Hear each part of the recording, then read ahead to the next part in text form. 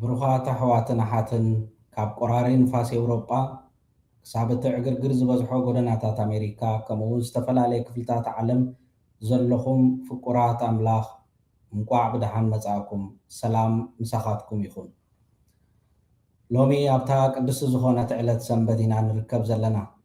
ዕለታት ናይ ሰሙን ስራሕና ኣብ ምሉእ ሰሙን ውጥረትን ጫውጫውታን ኣሕሊፍና ሎሚ ኣብታ መዓልቲ ጎይታ ዕለተ ዕርፍቲ ንርከብ ኣለና። ሎሚ ድማ ቤተ ክርስቲያን ኣዴና ናብ ምስጢር ጽሞና ክንኣቱ ትዕድመና ኣላ። ሎሚ ፍልይቲ ሰንበት እያ። ኣብ ሊጡርግያዊ ኣውደ ኣዋርሕ ከም እንረኽቦ ነዚ ጸጋ ዝመልኦ ወቕቲ ዘመነ ኣስተርእዮ፣ ዘመነ ግልጸት፣ ዘመነ ኤጲፋኒ ወይ ራእይ ኣብ ምዝዛም ንርከብ ኣለና። ሰንበት ዘመርዓዊ ናይቲ መርዓዊ ዝኾነ ክርስቶስ ሰንበት ነኽብር ኣለና። ስለምንታይ ኢና ነዛ ሰንበት እዚኣ ዘመርዓዊ ኢልና ንጽዋዓ? ምክንያቱ ናይ መንፈስና መርዓዊ ንሱ ክርስቶስ ክንዲ ዝኾነ እዩ። ንሱ ሎሚ ናብ መንፈሳዊ መርዓ ክዕድመና ናባና ይመጽእ ኣሎ። እንተኾነ ግን ጎይታናን መድሓኒናን ኢየሱስ ክርስቶስ ናብታ ጻዕዳ ሃሪ ዝተኸድነት ጻድቕ ነፍሲ ኣይኮነን ዝመጽእ፣ ናብታ ደሮና ዝተኸድነት ዝደኸመትን ዝጸምአትን ነፍሲ እዩ ዝመጽእ። ሎሚ ዝዝመር መዝሙር ናይ ቅዱስ ያሬድ ባህ ዘብል ዜማ ቤተ ክርስቲያን ንሰምዕ። ናይዛ ሰንበት እዚኣ መዝሙር ከም ዝኽብል ንዝምር። መርዓዊ ናብ ዓለም መጺኡ፣ ዝጸምኡ ክሰትዩ ዝጠመዩ ከዓ ክበልዑ ይጽዋዕ ኣሎ። ቅዱስ ያሬድ ብዛዕባ ሓደ ታሪኻዊ ፍጻሜ ጥራይ ኣይኮነን ዝዘመረ፣ ብዛዕባና እዩ ይዝምር ዘሎ። ብዛዕባ እቲ ንመርዓቱ ንምርካብ ነዊሕ ጉዕዞ ተጓዒዙ ዝመጽእ ኣምላኽ እዩ ዝዝምር ዘሎ። ንመርዓቱ ኸ ኣበይ እዩ ዝረኸባ? ኣብ ቤተ መቕደስ ዘይኮነስ ወይ እውን ኣብ ቤተ መንግስቲ ዘይኮነስ ኣብ ጥቓ ዒላማይ ክትቀድሕን ከላ ኣብ ቃውቃው ዝበለ ሃሩር መዓልቲ ኣብ ሓደ ዓዲ ጓና ይረኺብዋ። ኣሕዋተይን ኣሓተይ መብዛሕትና ኣብዚ እዋን እዚ ኣብ ዓዲ ጓና ከም ዘሎና ኮይኑ እዩ ዝስማዓና ዘሎ። እዚ ድማ ብጂኦግራፊያዊ መዳይ ጥራይ ዘይኮነስ ብመንፈሳዊ ኩነትና ከይተረፈውን እዩ። ዝተነጸልና ሰብ ዘይብልና ኮይኑ እዩ ዝስማዓና ዘሎ። እዚ ደረቕ ዝኾነ ዓለም ኣብ ኣፍ ልብና ከም ዝጸቕጠና ዘሎ እዩ ዝስማዓና። እቲ ሎሚ ኣብ መስዋዕተ ቅዳሴ ዝስበኸልና ቃል ኣምላኽ ከምዚ ዝስዕብ እዩ ዝብለና። መርዓዊ ክርስቶስ ካብ ሰማይ ናብ ምድሪ ነዊሕ ጉዕዞ ተጓዒዙ መጸ። ብፍላይ ከዓ ኣብ በይንና ኣብ ጽምዋ ክረኽበና ይደልየና ኣሎ። ንሱ ኣብ ዔላ ኮፍ ኢሉ ይጽበየና ኣሎ። እቲ ሕቶ ሎሚ ጽምአይ ክህቦ ፈቓደኛ ድየ ወይ እውን ነቲ ጥርሑ ዘሎ ዕትሮይ ከቕርበሉ ፈቓደይና ድየ? እምበኣርከስ ንልባትና ነዳሉ። ቅድሚ ወንጌልና ከፊትና ምንባብና ነቲ ሃዋርያት ዘንበሩልና መሰረት እስከ ንመርምር። ቤተ ክርስቲያን ብጥበባ ቅድሚ ጉዕዞ ምጅማርና ሓደ ካርታ ትህበና ኣላ። እዚኣቶም ድማ መልእኽትታት ሃዋርያት መጠንቀቕታን ምሕረትን እዮም። ኣብ ካልኣይ መልእኽቲ ቅዱስ ሃዋርያ ጴጥሮስ ምዕራፍ 2 ካብ ፍቕዲ 20 ክሳብ 25 ከም እነንብቦ ኣብዛ መልእኽቲ እዚኣ ቅዱስ ጴጥሮስ ሓደ ዘፍርሕ መጠንቀቕታ ዘቕርበልና ዘሎ ይመስል። ብዛዕባ እቶም ብፍልጠት ክርስቶስ ካብ ርኽሰት እዛ ዓለም እዚኣ ዘምለጡ ግናኸ ከም ብሓድሽ ናብ ዓለም እተመልሱ ሰባት እዩ ዝዛረበና ዘሎ። ጎይታናን መድሓኒናን ኢየሱስ ክርስቶስ ኣብዞም ከምዚ ዝኣመሰሉ ሰባት ካብቲ መጀመርታኦም ዳሕራዮም ዝገደደ ክኸውን እዩ ይብለና። ስለምንታይ ኢና ሎሚ ነዚ ነንብቦ ዘለና? ምክንያቱ ብፍላይ ኣብዚ ምድሪ ስደትና ዘሎ ሓደገኛ ነገር እንተኣልዩ ቅዱስ ቁርባን ድሕሪ ምቕባልና ናብ ትፋእ እዛ ዓለም እዚኣ ምምላስና እዩ። ነቲ ቅዱስ ማይ ጥምቀትና ምስ ጭቃ ዓለማዊ ፍልስፍና ክንሓዋውስ ንርከብ ምህላውና እዩ።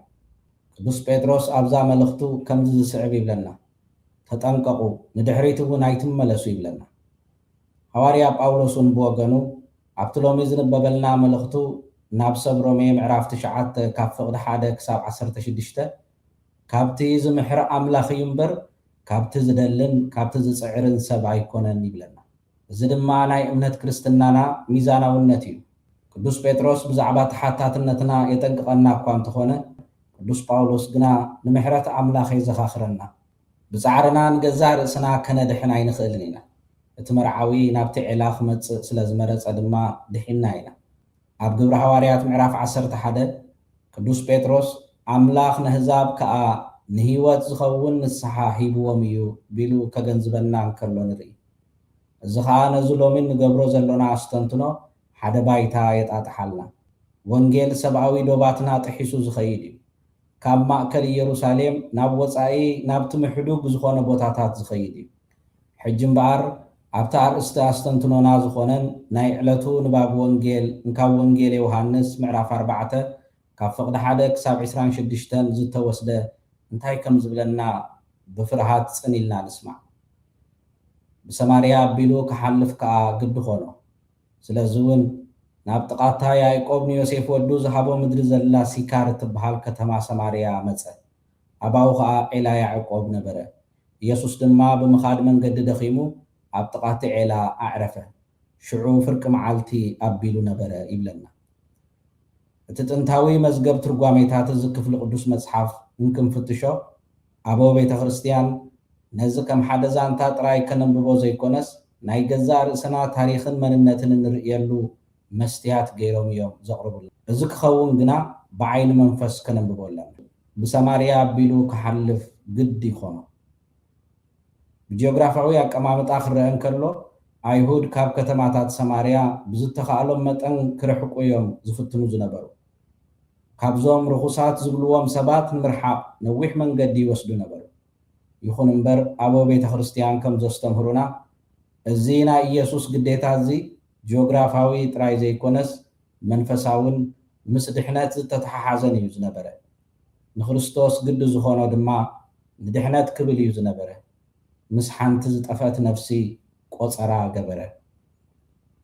ንሕና ኸ ኣብዛ ዘለናያ ሃገር ወይ ምድሪ ስደትና በጋጣሚ ኣብዛ ከተማ እዚኣ ዘለና ኮይኑ ዶ ይስማዓና?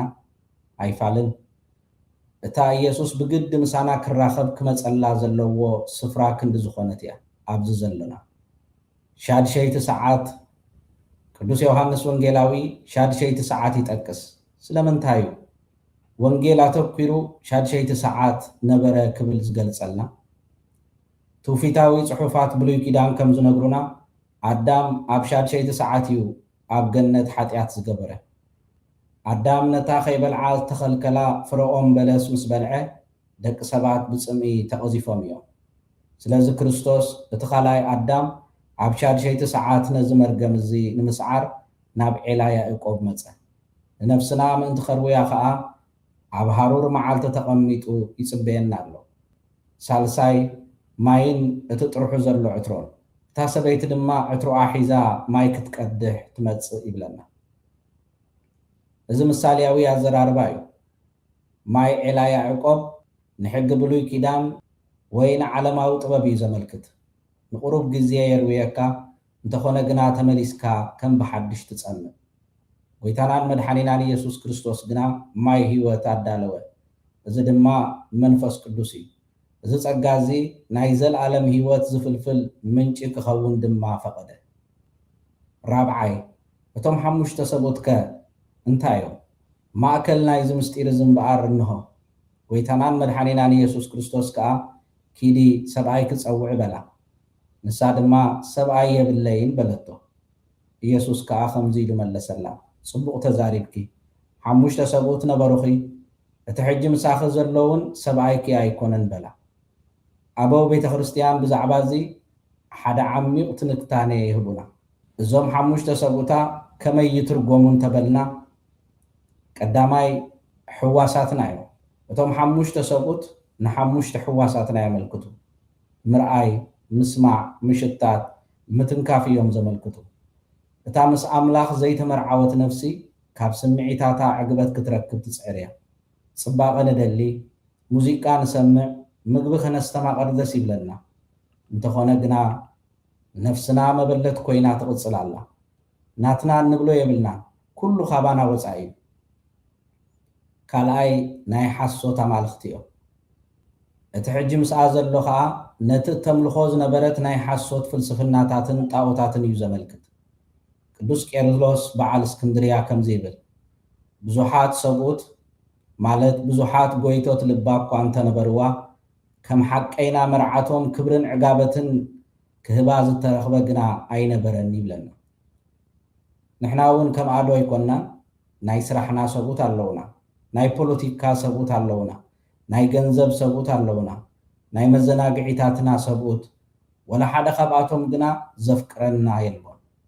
ንዓና ጥራዮም ዝጥቀሙልና። ክርስቶስ ግና እቲ ሓቀይና መርዓዊ እዩ። እዚ ከዓ ነታ መርዓት ዘይምዝምዛ እኳ ደኣ ምእንተኣ ነፍሱ ኣሕሊፉ ዝህብ ሓቀኛ መርዓዊ እዩ። ሓምሻይ ኣነ ዝዛረበክ ዘለኹ ንሱ እየ በላ። ግልፀት ኤጲፋንዮ ማለት እዚ እዩ። ኣስተርእዮ ማለት ከዓ እዚ እዩ። ንሊቃውንቲ ስነ መለኮት ብምሳሌታት ይዛረቦም ነበረ። ነዛ ተገለለት ሰበይቲ ግና ብግልፂ ተዛሪብዋ። ኣነ እየ ክብል ድማ መንነቱ ገሊጹላ። ኣምላኽ ንትሑታት ልቦም ንዝተሰብረን ዓሚቕ ምስጢሩ ይገልጸሎም እዩ። ሕጂ ከዓ ፍቁራት ኣሕዋተይ ነዚ ማይ እዚ ካብ ሲካር ናብ ኣባይትና ነምፅኣ እዩ። ናብዘ ዘለናዮ ከተማታት ንውሰዶ። እዛ ሳምራዊት ሰበይቲ ልክዕ ፍርቂ መዓልቲ ናብቲ ዔላ መፀት። ንምስታይ ንምንታይስ እንተበልና እተን ካልኦት ኣንስቲ ንግሆ ወይ ምሸት ኣብ ዝሑል ሰዓታት እየን ዝመፃ ዝነበራ። ንሳ ግና ቀትሪ ምድሪ ካብኣተን ክትፍለ መረፀት። ከመይሲ ብኹነት ህይወታ ትሓፍር ነበረት። ንሳስ ኣብ ከተማኣ እውን ከይተረፈ ሓንቲ ተገለለት ሰበይቲ እያ ዝነበረት። መብዛሕትና ከምዚ ዓይነት ጽምዋ ይስምዓና እዩ። ንእምነትና ብጌጋ ኣብ ዝርድኣሉ ሃገራት ኢና ንነብር ዘለና። ናብ ስራሕ ንኸይድ እሞ ሓደ ሰብ ብፍልይ ዝበለ መንገዲ ከይጥምተካ በስመ አብ ኢልካ ምልክት መስቀል ክትገብር ትሓፍር። ቀትሪ ትኸይድ ከም ዘለኻ ኮይኑ ይስምዓካ። ንጾምካን ስግደትካን ንዘላግፅ ዓለማዊ ሕብረተሰብ እተቃልዓካ ኮይኑ ይስምዓካ። ጽምዋ ተነጽሎ ይስምዓካ። እቲ ጽሑፍ ግን እንታይ ከም ዝብለና ንተዓዘብ። ንሳ በይና ስለ ዝነበረት ምስ ኢየሱስ ክትራኸብ ከኣለት ይብለና። እቲ ኣብ ምድሪ ስደትና ዘሎ ጽምዋ ኣይንንዓቆ። መብዛሕትኡ ግዜ ኣምላኽ ዓዊሉ ዝዛረበሉ ስፍራና ጓና ብምዃንና ናባና ዝቐርበሉ ናይ ጽምዋ ስፍራና እዩ። ነቲ መርዓዊ ንምዝራብ ንበይንኻ ከም እትራኸበሉ ዕድል ጌርካ ተጠቀመሉ። እቶም ሓሙሽተ ሰብኡት ናይዛ ዘመናዊት ዓለም ክንዕዘብ ከለና ሎሚ ሰንበት ሓቀይናታትን ክፉታትን ክንከውን ኢና ንጽዋዕ። ምስ መን ኢና ንነብር ዘለና? ዝሓሸ ህይወት ንምርካብ ካብ ሃገርና ወፂና ኢና ዘለና። እዚ ከዓ ጽቡቕ ኩነት ኣይኮነን። እንተኾነ ግን ንታቦት ኣምላኽ ብናይ ባንክ ሕሳብና ተኪእናዮ ከይንህሉ ንጠንቀቕ። ኣብ መዓልቲ ካብ 8 ክሳብ 16 ሰዓታት ንሰርሕ። ሰብኣይ ማለት እኳ እዚ እዩ። ግና ስራሕና የፍቅረና ድዩ? ኣይፋልን። የድክመና ደኣ። ሕሉፍ ሓሊፉ እውን ይምዝምዘና እዩ ዘሎ። ኣብ ፌስቡክ፣ ዩቲዩብ፣ ቲክቶክ ብዘሎ ፖለቲካዊ ክርክር ንጭነቕ ኣለና። እዚ ፈቲና ፀዲእና ሰብኣይና እዩ። በዚ ከምዚ ሰላም ንረክብ ዶ ይመስለኩም? ኣይፋልን። እኳ ደኣ ናብ ዝገደደ ቅልውላዊና እናኣቱ ዘለና። ክርስቶስ ሎሚ ኣብዛ ሰንበት እዚኣ እምበኣር ካብዚ ማይ እዚ ማለት ካብ ማይ ህርፋን ስልጣንን ማዓርግን ስጋዊ ኣሳልጦን ዝሰቲ ዘበለ ኩሉ ከም ብሓድሽ ከም ዝፀምእ እዩ ዝነግረና ዘሎ። እዚ ሓቂ ምዃኑ ንፈልጥ ዲና? ገዛ ንዕድግ ግን ኣብ ገዛ ኣይኮንና ንነብር ዘለና። ዕቤት ኣሳልጦ ዝረኸብካ እኳ እንተመሰለካ ንእሽቶ ኮይኑ ይስምዓካ። ስለምንታይ? ንሕናስ ማይ ህይወት ክንሰቲ ኢና ተፈጢርና። ንቅዱስ ቁርባን ንስጋውን ደሙን ኢና ተፈጢርና። ንጸሎት ንኣምልኾ ኢና ተፈጢርና። ብዘይ ዝዕጋበት እንረኽበሉ ወላ ሓደ ስፍራ የልቦን። ነዚ ሰሙን እዚ ዝኸውን ግብራዊ ምኽሪ ቅዱስ ቃሉ ዝህበና እንተልዩ ብኸመይ ኢና ነቲ ተሰኪምናዮ ዘሎና ጥርሑ ዘሎ ዕትሮ ክንድርብዮ ንኽእል? እታ ሰበይቲ ድማ ዕትሮዓ ሓዲጋ ናብ ከተማ ጎየየት ይብለና። እዚ ማለት ድማ ንሕሉፍ ህይወታ ሓዲጋ ከደት ማለት እዩ። ኣብዚ ሰሙን እዚ ኣብ ስራሕ ወይ ኣብ ቤት ትምህርቲ ወይ ኣብ ዝኾነ ህዝባዊ ቦታ መንነትና ኣይንሕባእ። እታ ሳምራዊት ሰበይቲ ናብቶም ዝፈርድዋ ዝነበሩ ህዝቢ ጎይያ ኸደት። ንዑ ሰብኣይ ረኣዩ በለቶ። ንሕና እውን መሰኻኽር ንኹን። ማዕተብና ወይ መስቀል ኣብ ክሳድና ንእሰር። ከም ዝርአ እውን ንግበሮ። ክንምገብ እንከለና መግብና ባሪኽና ንብላዕ። ነቲ ሰንሰለት ሓጢኣት እውን ንብተኮ። ኣብ ሓጢኣት እንተ ደኣ ተጣቢቕና ሃሊና ማለት ናትና ዘይኮነ ሰብኣይ ተመርዒና እንተሃልዩ እዚ ሰሙን እዚ ፍትሕ ንስሓ እናሓተሉ ግዜ ይኹነልና። ኑዛዜ ወይ ንስሓ ካብ ዓለምን ሓጢኣትን እንፋትሓሉ ንክርስቶስ እንደገና እንምርዓወሉ ምስጢር እዩ። ምስ ቃል ኣምላኽ እውን ንራኸብ። እታ ሰበይቲ ምስ ኢየሱስ ብመንፈሳዊ መንገዲ ተመርዓወት። ስለዚ ብዛዕባ ኣምልኾ ምስኡ ትነብረሉ ህይወትን ክትሓቶ ጀመረት። ወሲኻ ድማ ብዛዕባ እቲ መሲሕ ሓተተቶ። ንክርስቶስ ካብ ህይወትና ኣይንወግኖ። ቅዱስ መጽሓፍ ነንብብ፣ ብቃል ኣምላኽ እውን ነስተንትን። መዝገበ ሃይማኖት ካቶሊካዊት ቤተ ክርስቲያን ካብ ምንባብ እውን ኣይንሰልኪ። ንካህናትናን ጓሶትናን ብዛዕባ ጎይታ ዘለና ሕቶታት ነቕርበሎም። ዘይሓትት እምነት ዘይዓቢ እምነት እዩ። ኣብ መወዳእታ ፍቁራት ኣሕዋተይን ሓተይን ኣብዛ ሰሙን እዚኣ እቲ መርዓዊ መኣዲ ኣዳልዩልና ኣሎ። መስዋእቲ ቅዳሴ ሓደ ስርዓት ጥራይ ኣይኮነን፣ እዚ ሓደ ጽምብል መርዓ እዩ። ካህን ኣብ መስዋእቲ ቅዳሴ እግዚኣብሔር ምስ ኩልኻትኩም ይኹን እንክብል ምስቲ ዝፀዋዓና መርዓዊ እዩ ኪዳን ዘተኣታትወና ዘሎ። ሎሚ መስዋእቲ ቅዳሴ ከይተሳተፍና ኣይንውዓል። ኣብ ገዛ ኮፍ ኢልና ማሕበራዊ መራኸቢታት እናፈተሽና ኣይንውዓል። እታ ሳምራዊት ሰበይቲ ንኢየሱስ ካብ ርሑቕ ኮይና ኣይኮነትን ዝተዛረበቶ፣ ንሳ ድማ ገጹ እናረኣየት ቀሪባ ተዛረበቶ። ስለዚ ድማ ማይ ህይወት ክትሰቲ ከኣለት። ናብ ቤት ኣምላኽ ንኺድ ጽምእና ነቕርበሉ፣ ነቲ ጥርሑ ዘሎ ዕትሮና ንሃቦ ማለት ጾርናን ሕፍረትናን ጭንቀትናን ሒዝና ኣብ እግሪ እቲ መሰውኢ ንደርቢ እዮ። ንሱ እቲ መርዓዊና ይጽበየና እዩ ዘሎ። ከምቲ ነታ ሰበይቲ ማይ እንዶ ግዳስቲኒ ዝበላ ንእምነትናን ንፍቕርናን ጸሚኡ ይጽበየና ኣሎ። ንጸሊ። ኦ ጎይታ ኢየሱስ ክርስቶስ ሓቀይና መርዓዊ ነፍስና ከምቲ ኣብ ዒላ ሲካር ዘዕረፍካ ሕጂ ድማ ኣብ ማእከል ልብና ተቐመጥ። በቲ ዘየርዊ ማያት እዛ ዓለም እዚኣ ደኺምና ንርከብ ኣለና። ካብ ዔላታት ሓጢኣት ሰቲና ብጽምኢ ንመውት ኣለና። ደጊምና ምንቲ ኸይንጸምእ ነቲ ህይወት ዝህብ ማይ ከሃበና። ነዞም ኣብ ምድሪ ስደት ንርከብ ዘሎና ደቅኻ ባርኸና። ካብ ሰብኡት እዛ መዋእል እዚኣ ማለት ካብ ስስዐ፣ ካብ ተስፋ ምቑራጽ፣ ካብ ዘይምእማን ኣናግፈና። ብኣማላድነት ቅድስት እኖኻ እቲ ሓቀይና ዕትሮ ጽሩይ ማይ ዝኾነት ድንግል ማርያምን ኩሎም ቅዱሳንን ንልምነካ ኣሎና። ጽባሕ ብዘይኩነኔ ኣብ ቅድሚ መሰዊኢኻ ደው ክንብል ብቑዓት ግበረና። ስብሃት ንኣብን ንወልድን ንመንፈስ ቅዱስን ይኹን ሕጅን ወትሩን ንዘለዓለም ዓለምን ኣሜን።